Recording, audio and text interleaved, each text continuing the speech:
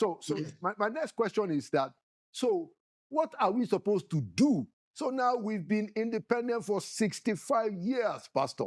Yes.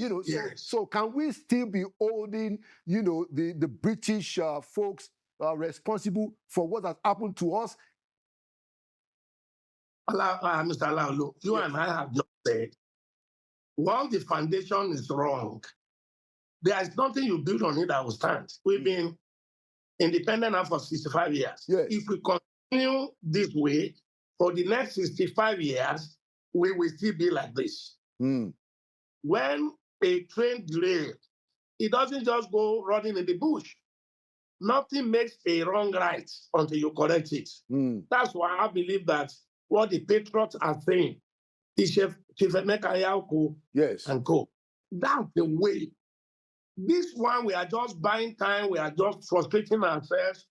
We don't trust ourselves. Mr. Laulu, we could be one country, but we are not one nation. Every time I see you and your guests, I see your Kimbaloye, I see many of you, anytime anyone begin to say, we are a nation, I tune off. We are not a nation. We could be a country. I mean, we could agree to live together, which was what the original constitution was all about, federalism. It is good to be together for size, for economy, for military power. But to say that, look, Google, again, I will be asking you to do a lot of Google and find out the meaning of a nation. A nation is a community of people with the same ancestry, the same tradition, the same culture, the same value system, the same vision, the same mission. Laulu, are we that? We were different nations, different kingdoms before the British came to colonize us and fought us together in an amalgamation of evil. And you know that we were amalgamated for their own commercial purposes. And when the military came, they entrenched that modernization. They entrenched it on us. Today is Wednesday, being the 10th day of December 2025. And this interview you're about to watch is the interview of the 9th of December, being yesterday, 2025. And the person you are going to watch is Pastor Femi Emmanuel. Now, I have a problem with Nigeria. Every now and then, people do come to my inbox like, Coach, I like what you are doing. What do you think that it is the solution to this? I like what you are doing. What is the solution? Is it only talk we are going to talk? And if you bring that solution, they will call you a secessionist. Pastor Emmanuel Femi is a Yoruba man. He's not a secessionist. He's just a man who knows the truth.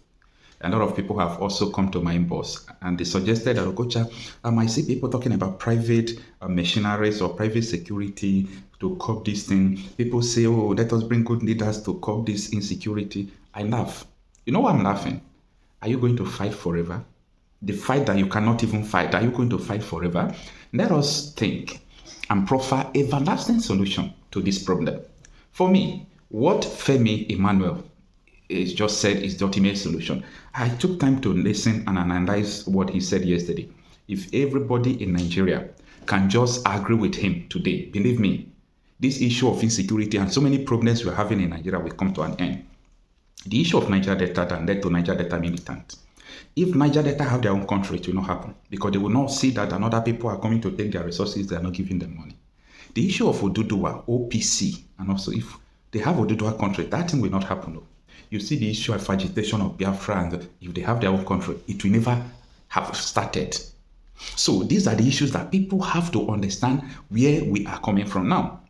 Before we go into the interview proper, there is what Elon Musk tweeted on X, formerly Twitter, and it is causing controversy because, let me tell you, people who rule this world, there are few. There is this debate in America right now about, can we leave Nigeria like this? Why can't we return Nigeria the way Britain met it? The people who rule the world are making such, arguments. And it started since this issue of Christian genocide, Trump started, talking about. People are discussing it. And a few days ago, Elon Musk made a tweet. Look at it. He said, members of a nation must have a common culture, or it is not a nation. If you don't get it, forget about it. Anyway, pay attention. Let's understand the concept of Pastor Femi Emmanuel. So since it's your first time on Inside Sources, I'm going to ask you my custom question. If you look at where Nigeria is today, do you think that we are heading in the direction of that greatness that many of us believe is the destiny of our country? Not at all. We are heading in the wrong direction. We are taking one step forward and 10 steps backward. We are not heading in the right direction at all. This was not the dream of the forefathers of Nigeria. So what do you think is wrong with the direction that we are taking now, and what can we do to fix it? Our problem as a country is foundational. Nigeria problem is foundational, is fundamental.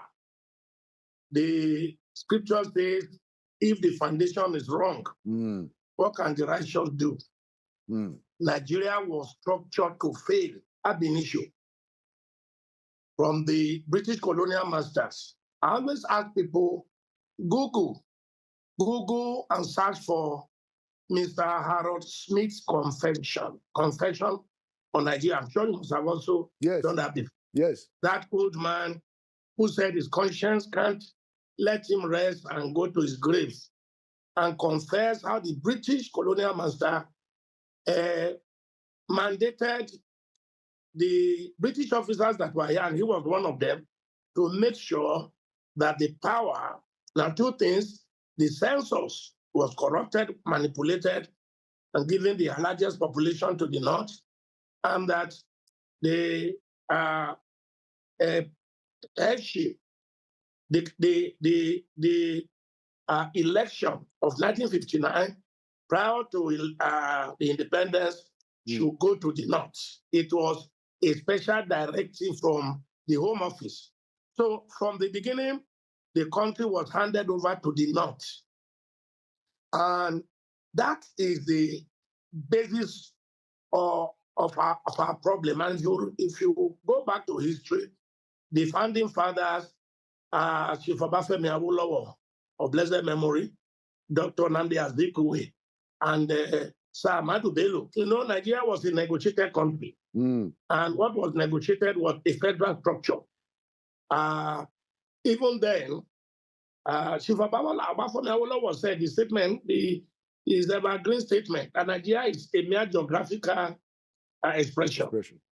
And Dr. Nnamdi Azikiwe said, look, we are the same, we could run together. And you remember what Sir Ahmadu Bello said? He said, no, we are not the same. You are an Igbo from the east, a Christian. I am a Fulani, a Muslim from the north. That we are different. We can only manage our differences. It is that differences we mismanage. When the coup of 1966 came and suspended the federal constitution and slammed on us the unitary system, which we are still battling with today. What we call constitution today is not the Nigerian constitution. It's a unitary system, military decree, which we are lying to ourselves about. So the problem of Nigeria is foundational. And until we return to who we were before the military intervention, we will not get ourselves right. Excellent point, Pastor. And I'm very glad that you've also come in touch with what Harold Smith said. I had a guest about a couple months ago who actually met Mr. Smith, recorded him on video in London, and you know, they put out his book. So everything that you've said about him is very correct. As a matter of fact, why those Nigerian nationalists were meeting in London, their hotel rooms were bugged. They bugged their hotel rooms. They were monitoring them. So clearly, you know, so clearly the foundation was very shaky. But even then, we ourselves now, when we took over, we made the situation worse by the breakdown of law and order that led to civil war and then eventual military. So my next question is that, so what are we supposed to do? So now we've been independent for 65 years, Pastor. Yes. You know, yes. So can we still be holding, you know, the British folks responsible for what has happened to us? Mr. Alaulu, you Yes. and I have just said, once the foundation is wrong, there is nothing you build on it that will stand. We've been independent now for 65 years. Yes. If we continue this way for the next 65 years, we will still be like this. When a train derails, it doesn't just go running in the bush. Nothing makes a wrong right until you correct it. That's why I believe that what the patriots are saying, Chief Emeka Yauko and co. That's the way. This one, we are just buying time. We are just frustrating ourselves. We don't trust ourselves. Mr. Laulu, we could be one country, but we are not one nation. Every time I see you and your guests, I see Okimbaloye, I see many of you, anytime anyone begin to say, we are a nation, I tune off. We are not a nation. We could be a country. I mean, we could agree to live together, which was what the original constitution was all about, federalism. It is good to be together for size, for economy, for military power. But to say that, look, Google, again, I will be asking you to do a lot of Google and find out the meaning of a nation. A nation is a community of people with the same ancestry, the same tradition, the same culture, the same value system, the same vision, the same mission. Laulu, are we that? We were different nations, different kingdoms before the British came to colonize us and forced us together in an amalgamation of evil. And you know that we were amalgamated for their own commercial purposes. And when the military came, they entrenched that modernization. They entrenched it on us. Don't forget that the military were on us for about 33 years. That's a whole generation. And when you look at the military general, from Murtala Mohammed to late Muhammadu Buhari, to late, not late, to Ibrahim Badamasi, to Abacha, to Absalam Abubakar. Those were the main military powers that ruled over us, apart from the 2.5 years of Obasanjo after the death of... and then General Gowon. General Gowon that started it. But you see that after Gowon, all the other... And of course, you know, in the military, it is obeys the last command. And look at those generals I mentioned. They were all Muslim Fulanis from the north. So they took time to entrench Nigeria and gave it to the north. And when I say the north, gave it to the Fulanis. That is the truth. It may be a very hard truth to say, but that is the truth. And except we go to the truth and find out, this is our situation, what can we do? Then we will continue to just be in vicious cycle. So Nigeria we have been entrenched in an unending crisis. And if you know the history of the Fulanis, you know, an invasion. Usman Dan Fodio invaded the north, subdued the Hausas. The Hausa is a subdued nation. Now, there is no major city in the north where you don't have an emir. And go and find out, sir, there is no Hausa emir. They are all Fulani emirs. And what is the problem we are having today? This insurgency, this crisis, is it not the headers, the Fulanis, extremists? It is all tied together. We will have peace and have progress if we return to what we were before their intervention. So saying we've been long, why should we keep on blaming the British? It is the foundation they have laid that we are still on. And nothing will make a wrong right until you correct. I agree with you, Pastor. I was trying to say that we have had enough time to fix our problem. That was the point I was trying to make, you know, which is why I will now ask you that. So what should we do? There is no amount, what can we do? What can we do if we don't fix it from the foundation? There is no, I've listened to so many arguments on TV. I just say, no. We have to go back. Once you have a foundation, a structural failure, it's different from when one window pane is broken, you change it. Your plumber, the WC is broken, you call the plumber to fix it. But when it's a structural failure, you have to go to the foundation. That's why all these constitutional amendments, you can't amend the lie. We're just wasting time and buying time. You can't amend the lie. I want to ask you, where did we sit down to make Nigeria 36 states with Abuja as the capital? Where did we sit down? The country that was negotiated was 3 regions: the North, the West, the East. 1963, by plebiscite, Midwest came. Where did we sit down and draw the boundary and then gave 19 states to the North, 774 local government, majority to the North, 8,800 ward, majority to the North? Look, there is no bill that can pass in that National Assembly if the North does not say so. Because the North, as we have it today, is the kingmaker. I don't hate the North. I love the Hausas. I love the Fulani, but we must tell the truth. So anybody that is talking about fixing Nigeria, that is overlooking the foundation and is saying, let's just go. It's not possible.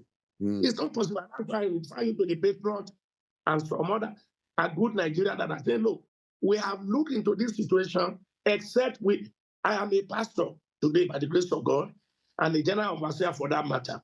And I can tell you with all honesty that even God Almighty did not make Nigeria one. No, it was the colonial master that forced us together, and the military came and reinforced it. Except we untie ourselves, we are going to be played. It's going to be a long night. Very, very interesting points that you are giving us, and I agree, entirely with your view that we have to fix this. And one of the things that I am also trying to do is to raise awareness about what has to happen now. So, for instance, I have great expectations that now that you have somebody like the President Bola Ahmed Tinubu in the office. He was, I mean, before he got there, he was sounding just like yourself and myself that this thing has to be restructured. Now, will it not be a disappointment if President Tinubu does not do this thing, in your view? Because it's one of the things that I'm holding out hope that he can lead the effort to restructure this country. President Bola Tinubu, to his credit, before he became president, was a strong advocate of true federalism. That's what he was known for. True federalism. But, he said he has ambition to rule. By the grace of God, he's there now. But he's in a very tight corner, Mr. Olawu. I doff my hat for him. He's a courageous man. You can see bold and courageous steps he has taken so far, including the latest appointment of the Minister of Defense, which everybody seems to have applauded. Wow. So as subsidy is gone, that takes boldness to do. Because even the military generals and the previous president, everybody knew the subsidy was killing us, but who has the will to do it? Because the powers that were behind subsidy will swallow you up. But look at the boldness, look at the courage in many of his decisions. He's not an angel. Nigerian president is said to be one of the most powerful presidents in the world. That's why people are killing themselves to be president. So let's have strong states and regions, and let us have the president there to do the other thing we have mentioned. That is the only way out. And that is what he should do. If I see him today, I'm asked to advise him. I know it's not going to be easy, because those that are benefiting from this crisis, those that are benefiting from the problem we want to hold on to it. The National Assembly we have cannot do it. Now, they will tell you, you have your representative in the National Assembly. Go and talk to them. Between you and I, are they really representing us? Those who got there, and the first bill they passed was how to feather their nest, the constituency project, and the governors. Everybody is feeding fat except the masses. This madness must stop. All our children are japa. It's like Nigeria is a burning roof. It's like a nation that is coming down. How many of us will japa? At what age? Those who japa, what did they have to come over there? So the earlier all of us begin, look, we don't need the next election. What we need is not the next thing Nigeria needs is not election. The next thing Nigeria needs is to fit this nation. Is to fit this nation the way we are talking it now. Let's sit down, bring out the 2014 constitutional conference document, think how we did. Let's see what is still relevant. Let's see what. That's the way to go. And let us have a referendum. You have a constitution that does not have a referendum. It's just to tie the other people down to the apron of the ruler. I said, look, this is not Federal Republic of Nigeria. This is Federal Republic of the North. And that is the truth. Very hard truth, but that is the truth. Very interesting. Even though we seem to have gotten the idea of rotational presidency, and it seems to be working well. But you know, what do you think about that? Is it working? Oh well, at least it's now the turn of the South. You know, it was the. Look. I'm not a politician. I've done that 32 years ago. I'm now a leader of men. Look at what happened to PDP. Look at that crisis. If it's working, I mean, there's this gentleman agreement. 8 years in the North, 8 years to the South. The South, yes. And President Muhammad Buhari did 8 years. Yes. So by that gentlemanly agreement, he should go to the South. Yes. Because you saw another man came up and said, I still want to do, which was what brought crisis to PDP. They have not solved that problem till today. That's so how do you say it's not working? It's not working. Because that eight years shift is not it's not in the Constitution. It's a gentleman agreement, which he said, look, some people will tell you, as long as you are in Nigeria, you are qualified to vote, which is what is in the Constitution. But there is this gentleman agreement which he broke, and that he broke PDP up to today. He did. And everybody's talking about becoming one party. Is it becoming one party state? Things are just happening. I mean, getting worse every day. We can't continue like this. We can't. I agree entirely. But let's move on to another topic that I wanted you to talk about. Right. So the insecurity, the killings in the country, and what had happened recently when we had the unusual occasion of an American president saying, "Hey, what's going on there?" You know. Yeah. So what's your take about the intervention of Mr. Donald Trump in our? Well, in fact, he said that there is genocide going on in Nigeria. Yes. Mr. Lalu, nobody can deny that there is genocide going on in Nigeria, real time. And it's not just that today. It's been on for a long time. Those of us in the South, we may not feel the heat, but our brothers in the Northeast, Northwest, to a large extent, North Central, are under attack. You see, even if you are not there in Maiduguri, in Yobe, in Plateau, you see the number of people buried every day. You saw the cry out of Reverend Ezekiel Dachoma and several others. You saw those footages, everyday cry, everyday death, everyday shooting. So Donald Trump tweets was only a wake-up call. It's been there. And you know, America pride themselves in being the policeman of the world. America pride themselves that, look, we cannot open our eyes and let such crises. It's been on for long. Whoever say there is no genocide in Nigeria is being economical with the truth. It's not being honest. It's been going on. Killing, especially Christians. It's not only Christians that are killed. Muslims have been killed. But initially when Boko Haram started, it was focused on Christians.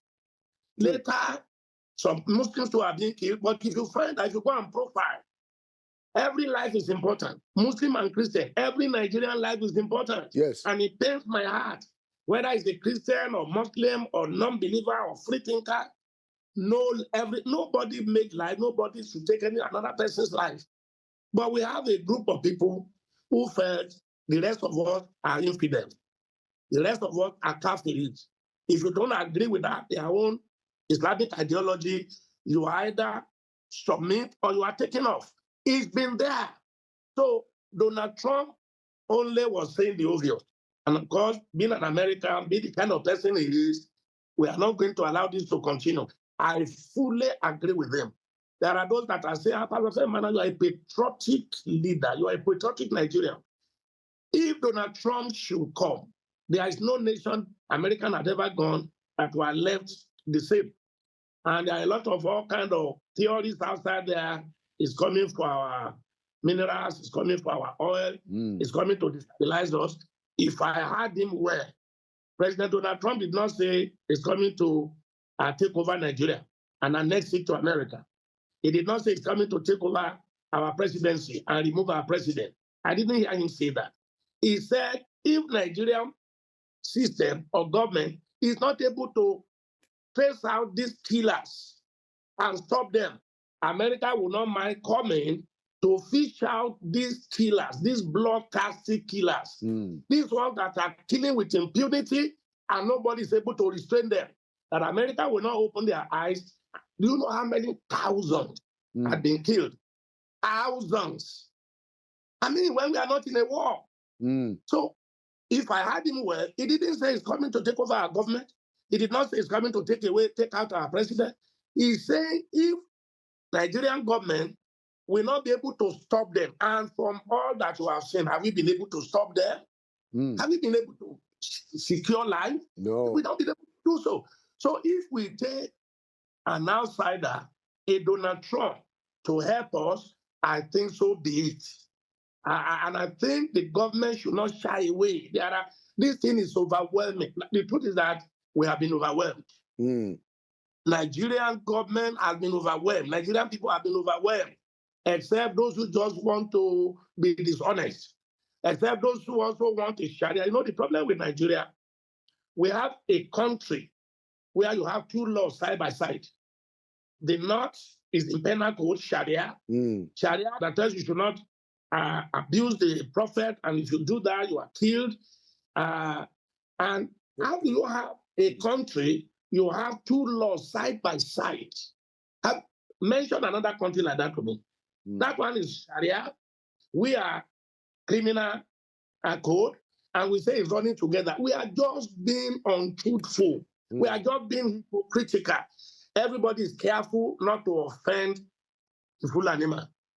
I watch the former president of Kaduna, El-Fai, that says a full animal never forgive. A full animal will take you out. And I watch the Bauchi state governor. I'm mentioning this name, you can find this in the public space. Yeah. That said, the full animal everywhere is his country.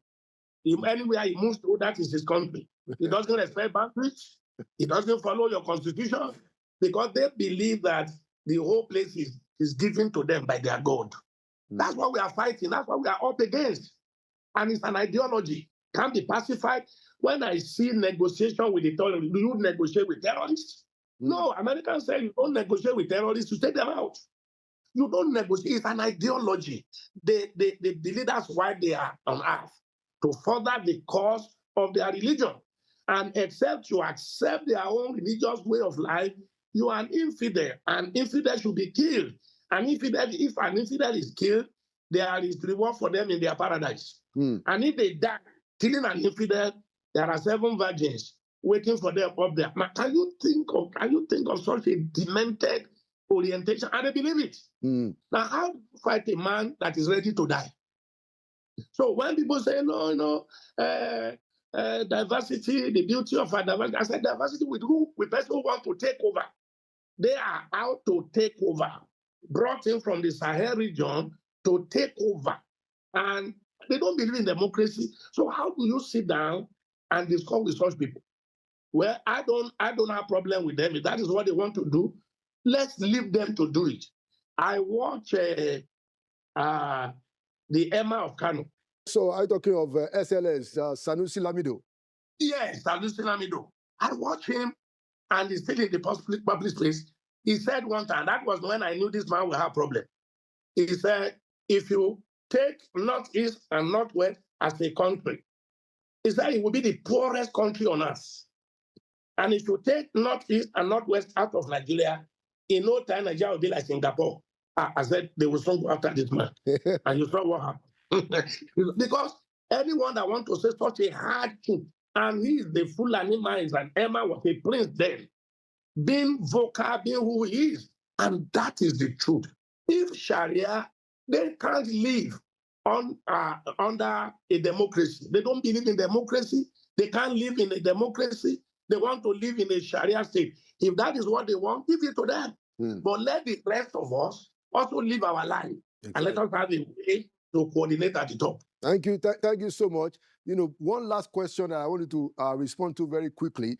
So you are the director of politics and governance for the Pentecostal Fellowship of Nigeria. Yes. What ought to be the role of the church, you know, as a religious body? A lot of Nigerians, you know, we are religious people, whether Christians or Muslims. Yes. How can the church be an agent of the kind of change that we so desire in our country? Thank you very much. Nigeria is a highly religious country, but highly ungodly. Religiosity and godliness, they are two different things. You talk about the church now, and this is the burden I carry. Look, God took me to politics 32 years ago, 1991, 1992, 1993. I saw that my eyes open. It's like a veil just left to see what Nigerian state is. That is the passion and the burden I carry. What I saw in politics cannot be seen from the pulpit. The church is a sleeping giant. The church does not know the power they have. The power of democracy, the power of democracy is people. People. The church has people. The church has spread. The church has intellectual people. The church even have money. But the church is a sleeping giant. We all grew up as Christians to be told politics is dirty. Politics is evil. Don't go near politics. They will spoil you. If you want to go make heaven, leave politics for politicians. Leave politics for politicians is what has brought us to this level. Next to God's power is political power. Next to God's power is governance. And you say leave politics for politicians. Yoruba adage says, if you leave your clothes for a madman, he will turn it into shreds. Leave politics for the politician. Politics is dirty.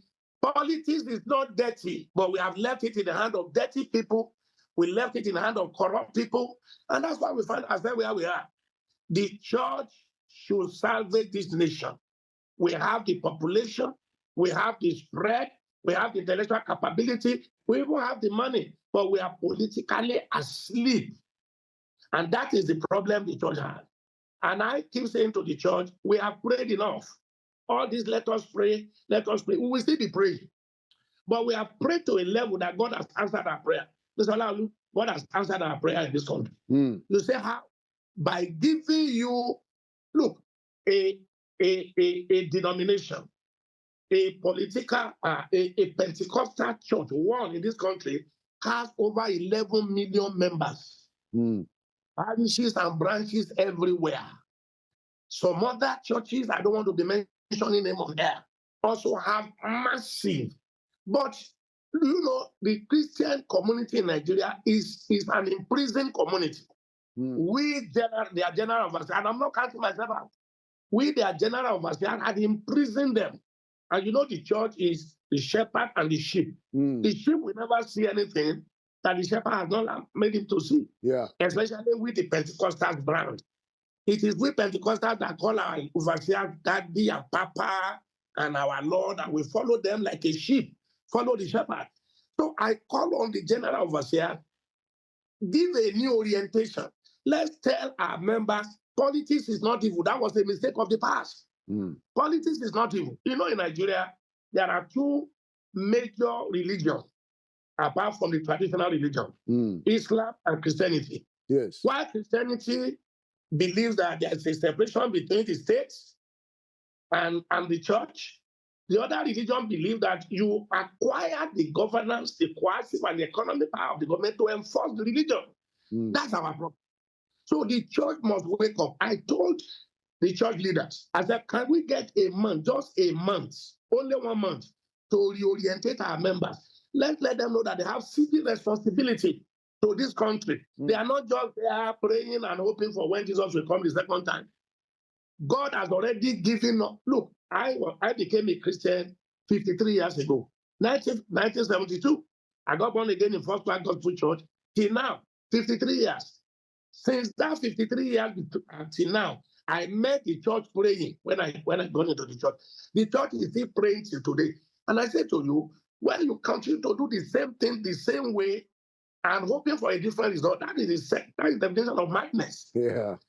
If you pray for 50-something years, some people have been there before me, 40 years, 30 years, and the thing is deteriorating instead of getting better. Shouldn't something say to you, we are missing something? Now, you can't change the system you are not involved in. So let the church fathers know, unless you are involved. The Bible says we are the salt of the earth. Yeah. You don't put a salt on the shelf to make a difference in what you are cooking. You get involved and it changes the character. Absolutely. The Bible says when the righteous are in power, it is when, not if. So if the church will take themselves away from governance, I am not saying the general overseers to go partisan. I can't go partisan. General overseer cannot go partisans. Our daddies, whose name I don't want to mention it, can't go partisans. But God has given us these people as members and they submit to us. Let's orientate them. Let's ask them, go back to your street, go back to your ward and join. Politics is grassroots. And that's another thing. Even non-Christian, there are patriotic. Can I say this? There are patriotic Nigerians. There are Nigerians who won't steal in and outside of church, even from Muslims, even from men and Muslims that are not seeing other people as infidel. There are good Nigerians inside this country, outside of this country, who have the passion, who have the intellect, who have the ability, who won't steal, that can fix this nation. But the system we are playing now will never allow them to emerge. Because the system is a political system. And in Nigeria, democracy is only on paper. Democracy is supposed to be the government of the people, by the people, for the people. That's not in Nigeria. In Nigeria, political parties are owned.